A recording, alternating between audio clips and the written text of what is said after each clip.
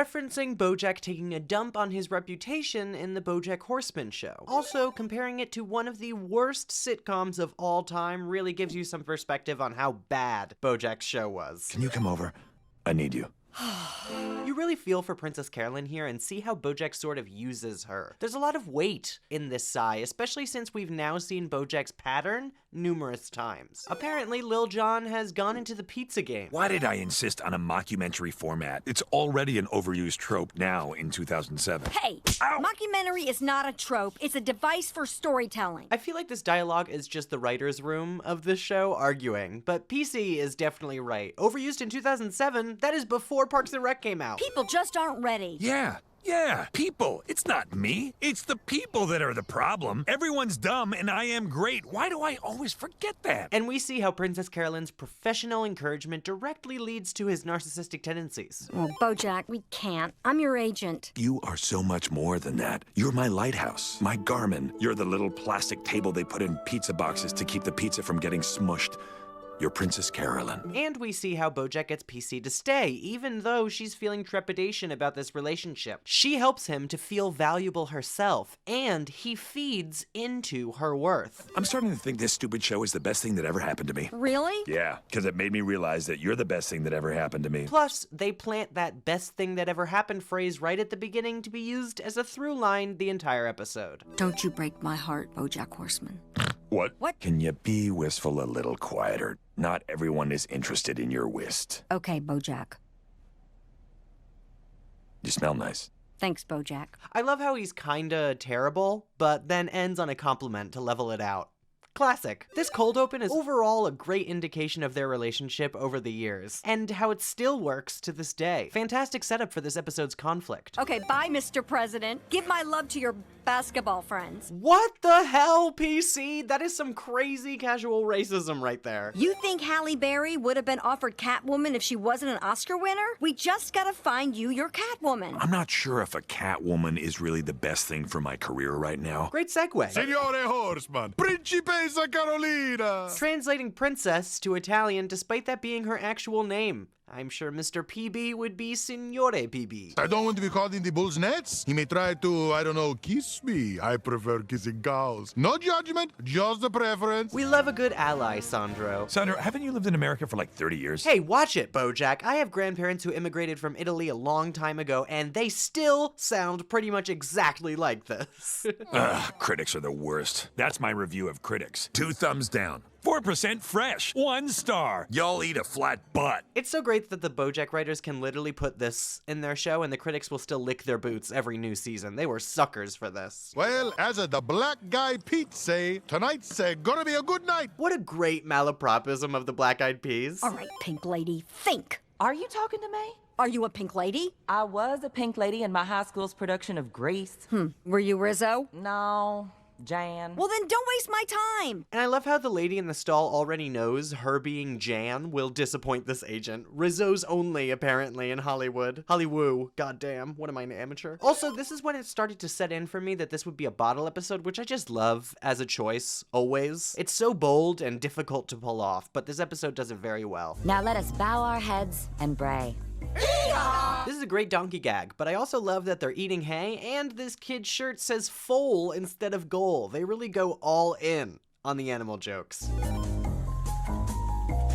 Call back to the soft serve strawberry ice cream compliment. You look like a soft serve strawberry ice cream. Plus just a great visual gag. You washed up, has been a no good joke. You are the opposite of an onion, because if I cut you, I am no gonna cry. It's funny, I just met Sandro about 2 minutes ago, but this is extremely satisfying. Honestly, it's so deserved for Bojack. Good luck finding another charming first-generation Italian immigrant with this kind of darling accent who makes equally delightful malapropism. And I adore that he addresses that he often misuses words. He is fully aware of the character he is presenting. You, sir, have just cut off of your nose and thrown a Sprite into your face. And he ends on such a perfect one. Ryan Murphy is doing a reimagining of the life and times crimes of Harriet Tubman. But in this version, she's a tub man. He's looking for someone to play the Underground Railroad conductor. That's great. Correctly portraying Ryan Murphy's not-so-understated approach to his shows. I should know, I watched American Horror Story for 11 straight seasons until I couldn't take it anymore. Having the trial for Richie for the Whale World debacle in the background. You're stealing General Lee's plutonium to fuel your subterranean steampunk slave tram? The entire staff exiting in the background. You made decisions that were against my wishes, and worst of all, she's got my globes a-warming. Wait, what? How did that card get in there? What is that? Our relationship no longer has any. January has only gotten hotter and hot, no. Telling this joke backwards is somehow funnier as a gag to me. Do you even know January Jones? Why would they call you? I don't know. So in the joke, are the globes your balls? And they get warm when you see January Jones? Is that how balls work? I don't know. It's a work in progress. This banter between them is so funny too. I love how deadpan it all is. Here you go, sir. Oof. I'll get it. The exuberance of this dog valet, he's truly found his calling, hasn't he? You screwed up. Once in 23 years. All these years I've carried you when no one wanted to work with you. And I still managed to get you jobs. And then you would flake or sabotage them or get wrapped up in some crisis or emergency or vague sadness. Princess Carolyn's argument has so much weight for the audience given how we've seen her agency try to get her to ditch him multiple times. They all told me you are washed up, a nobody, a has-been, a joke, too portly for TV. Too portly for TV? Who said that? It doesn't matter. It does matter. Who said it? Luis Guzman. Luis Guzman. Luis Guzman dishing serious shade.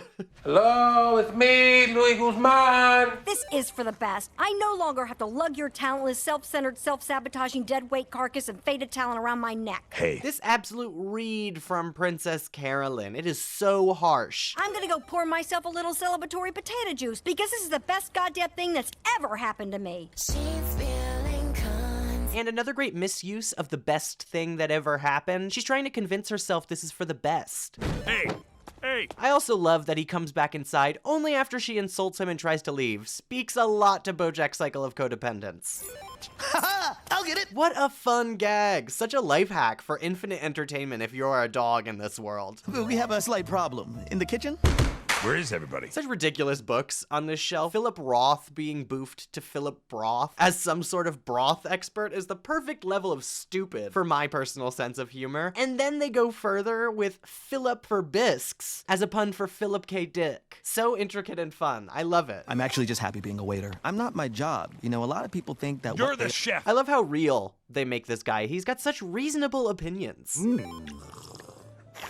Great slug gag, but why would you ask for it on the rocks, folks? You know what I think? Don't want to hear it. I think you like being there to rescue me. Nope, I'm still counting. 1, 2, You like it 3, when I'm a 4, mess 5, because it 6, makes you feel 7, good 8, about yourself. 9, Well, guess what? 10. I never asked for that. You ask for that all the time. You have never not been asking me to rescue you. This argument is so great because they're both right. Yes, Bojack is right that she does enjoy fixing and helping Bojack because it helps her to feel valuable and in control. But also, Princess Carolyn is correct that Bojack does indeed ask for help all the time. Such a great examination of their dynamic. Help me! I slept with the gaffer's wife, and now he's not lighting me properly. Princess Carolyn! I threw up on Elle Fanning in a bounce house. These examples. Bojack, you wasted my 30s.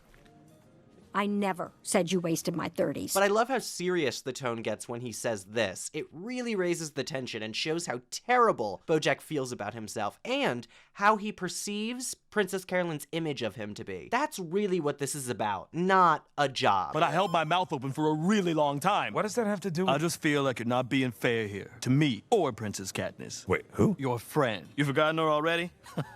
Typical Bojack. All right, that's enough out of you. Why are the side characters in this episode so fucking hilarious? Are you okay? Well, are you okay? You've been in there a long time. PC's immediate concern always gets me. This wasn't an easy decision. This is the ladies' room. What's going on out there? Are you watching a movie? I agonized over this. I swear every line this random woman utters gets me to laugh out loud. The little pause after this and then them just ignoring it absolutely kills me. Oh, so you did talk about it with Anna. Well, yeah, I respect her opinion. I love her boiling over at the mention of Anna. I think what is killing her here is not really jealousy, but more disappointment in Bojack that he's not able to trust her, his friend of over 2 decades, over this woman that he's very clearly sleeping with. Really contextualizes her attitude towards Anna for this entire season. This is exactly the kind of unprofessionalism I'm talking about. Nice angle that gives the scene some added depth that animated shows often don't have. Is there a single woman you've worked with who you haven't tried to groggily thrust yourself into? Oh my God. Is it any wonder I don't want to be around you? All you do is tell me what a terrible person I am. These two, even though they were likely not in the same studio, have a great rhythm and chemistry. Speaks a lot, both to the editing and the voice acting itself. Okay, 1. Jeez, I'm freezing my whiskers off. You have a natural charisma. You hesitated. That means it's a lie. Bojack not accepting any of her compliments is so typical. 2. You are loved by millions. Well, that's not a compliment. So is Kim Jong-un and Terry Hatcher. Comparing Terry Hatcher to Kim Jong-un in any way is absolutely insane work. You get someone else to do it. I'm the chef. So many weird oils here, but I'm most concerned about the mystery oil by Sir Arthur Conan Doyle. Oh my God, there's so many great food-related puns, but also, what is in that? Feel Tears is one of the most disturbing products I've ever seen in this show, and that says something. I don't know how you put up with me for so many years. I didn't put up with you, Bojack. I liked being with you, and I don't regret it. This is such an important moment for their relationship. Her admitting and stating plainly she enjoyed their time together. I'm doing this for both of us, you understand? And Bojack saying he's doing it for the both of them contextualizes his side as a bit more empathetic, too. He's trying to cut off that codependency so that they can both grow. He's not going to do that work to actually grow because he's just latching onto someone else, and I think that's why PC fights so hard here, not to let him go, but still. You know that I don't do the whole love thing. Either you end up hurting someone or they hurt you, so what's the point? Poor Bojack. This episode goes a long way to show how scarred he is, especially after the debacle with Wanda. Small detail, like tiny detail, but I enjoyed that they have some imported booze from Pacific Ocean City here too. Such a full world after this season.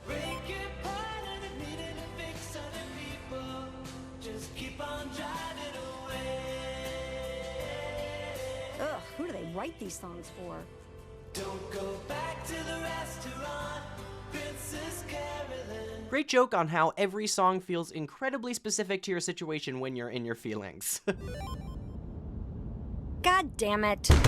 Says a lot about Princess Carolyn too that she can't bring herself to leave here. Even if he's determined to fire her, she needs to help him out. She is losing so much control over her life. My mom was a live-in maid for a rich family. She had a little trouble bending her elbow too much. Glug, glug. So unless I wanted us to be out on the street, I had to step in and cover for her. A lot. And this introduction to her backstory gives you so much more color for her decision-making, not only this episode, but throughout the entire series. How come you never told me that? I did. Oh. It's okay. I know you never remember anything. That's not true. There's also a lot of explanations this episode for why Princess Carolyn's opinion of Bojack and expectations are often so low, why she berates him so frequently. I remember the first time we met. I went to see Marv. You were there at the desk in front of his office. I thought you were kind of cute, and you said, "Hey, it's good to see you again."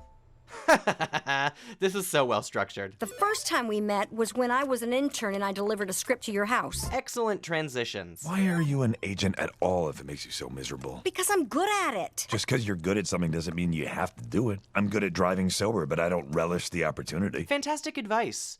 And a weird comparison. I do love you, by the way. I mean, as much as I'm capable of loving anyone, which is never enough. I'm sorry. Bojack being able to admit this is such a big milestone. This episode is full of ups and downs. This is the meeting where we finally convince the big boys to let us get babies addicted to vaping. Yes! Corporation! We always love a critique of large corporations. You're honest, straightforward, you're not fake nice, and you don't beat around the bush. Your heart is tender, so you protect it from people, but sometimes you open up a wall and it's incredible. You're doing the best you can considering your asshole parent. Fulfilling the promise of saying nice things about Bojack, and they're mostly true, if maybe a bit generous. I don't know if he's trying the best he can. You let me help you tonight because you knew I needed it.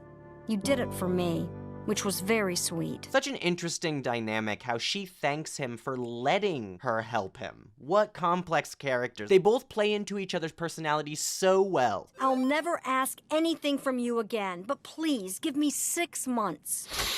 Sorry, I left my coat here. This guy having the absolute worst timing in the world. What do you think? No.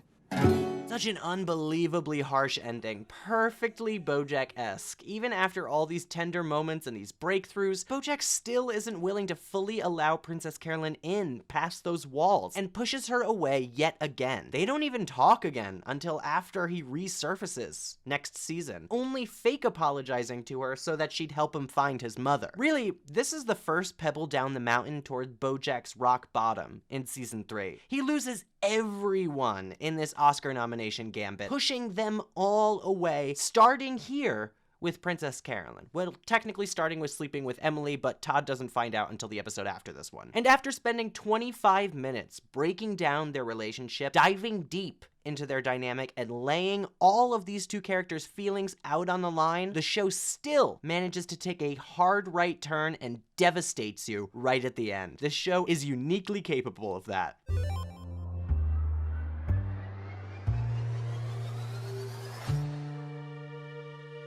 If you enjoyed this video, consider going to patreon.com/PosiTVty. That's PosiTVty. There, you can get all of these videos before they come out on YouTube. Plus, you can tell us exactly what videos you want us to make, and we'll make them right away. And it's just a great way to support us in the process, so please go there if you haven't already. But thank you for watching on here as well. We appreciate all of the support you give us on YouTube, and every bit of engagement matters, so thank you for that, and have a wonderful day.